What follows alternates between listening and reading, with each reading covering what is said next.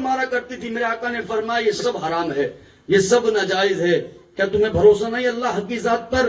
جب اس نے دیا تو اس نے لے لیا، بس بات ختم۔ وہ مالک ہے، مالک حقیقی ہے، وہ جو چاہے کر سکتا ہے۔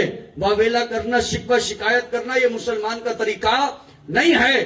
طریقہ مسلم یہ ہے کہ جب اللہ دے تو شکر ادا کرے، اور لے تو صبر کر رہا ہو، اور آیت پڑھ رہا ہو کہ ان اللہ مع الصابرین۔ شیطان وسوسہ دلائے گا کہ یہ مشتاق بھائی سے تو بے انتہا محبت کرتا تھا، اللہ نے ان کو لے کر تجھ پر ظلم کیا ہے۔ آپ فوراً شیطان سے کہو شیطان خاموش ہو جا، میں آیت جانتا ہوں ان اللہ مع الصابرین۔ میرا رب شکوہ شکایت کرنے والوں کے ساتھ نہیں ہوتا بلکہ صبر کرنے والوں کے ساتھ ہوتا ہے۔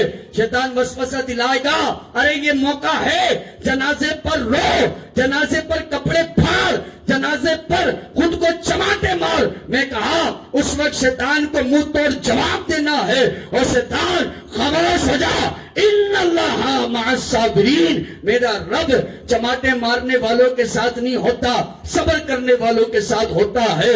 شیطان وسوسہ دلائے گا، اور موقع ہے اپنے جسم پر خاک مل، اپنے چہرے پر خاک ڈال۔ میں کہا وہاں پر شیطان کو جواب دو، اور شیطان خاموش ہو جا، ان اللہ مع الصابرین۔ میرا رب صبر کرنے والوں کے ساتھ ہوتا ہے۔ یقین مانیے اگر اس طرح سے میں نے شیطان کو ہرا دیا اور اپنی مصیبت در مصیبت پر زندگی بھر صبر کرتا رہا، تو کل سارے اہل محشر میں زمانہ مجھے دیکھے گا کہ اللہ میرے چہرے پر اپنا نور بھی عطا فرمائے گا، سر پر عزتوں کا تاج بھی عطا فرمائے گا، اور جنت کی نعمتوں سے مجھے مالا مال فرما دے گا۔